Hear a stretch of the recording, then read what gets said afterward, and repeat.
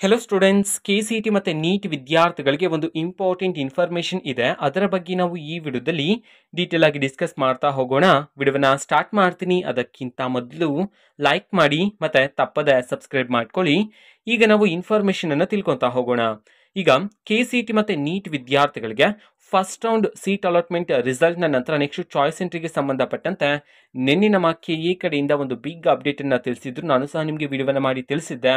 ಅಂತಂದ್ರೆ ಈಗ ವಿದ್ಯಾರ್ಥಿಗಳಿಗೆ ಚಾಯ್ಸ್ ಎಂಟ್ರಿ ಮಾಡೋದಕ್ಕೆ ಲಾಸ್ಟ್ ಡೇಟ್ ಅನ್ನ ಇವತ್ತಿನವರೆಗೂ ಸಹ ನೀಡಲಾಗಿದೆ. ಇವತ್ತು ಅಂತಂದ್ರೆ ದಿನಾಂಕ 4/9/2024 ಇವತ್ತು ಮಧ್ಯಾಹ್ನ 12 ಗಂಟೆವರೆಗೂ ಸಹ ನಿಮಗೆ ಅವಕಾಶ ಇರ್ತಕ್ಕಂಥದ್ದು ಚಾಯ್ಸ್ ಎಂಟ್ರಿ ಮಾಡೋದಕ್ಕೆ.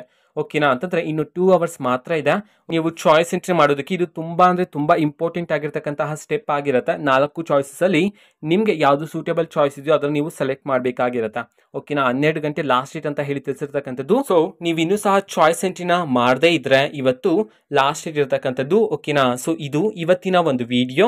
ಆದಷ್ಟು ಬೇಗ ಎಲ್ಲಾ ವಿದ್ಯಾರ್ಥಿಗಳು ಸಹ ಚಾಯ್ಸ್ ಎಂಟ್ರಿನ ಕಂಪ್ಲೀಟ್ ಮಾಡ್ಕೊಳ್ಳಿ. ಓಕೆನಾ? ಸೊ ಇದು ಇವತ್ತಿನ ಒಂದು ವಿಡಿಯೋ. ಮತ್ತೀಗ ನಾವು ಟೆಲಿಗ್ರಾಮ್, ಇನ್ಸ್ಟಾಗ್ರಾಮ್ ಮತ್ತೆ ಫೇಸ್ಬುಕ್ ಅಲ್ಲೂ ಸಹ ಈಗ ವಿಡಿಯೋಸ್ ಗಳನ್ನ ಅಪ್ಲೋಡ್ ಮಾಡ್ತಿದೀವಿ. ಸೊ ಲಿಂಕ್ಸ್ ಗಳನ್ನ ಡಿಸ್ಕ್ರಿಪ್ಷನ್ ಬಾಕ್ಸ್ ಅಲ್ಲಿ ಕೊಟ್ಟಿರ್ತೀನಿ.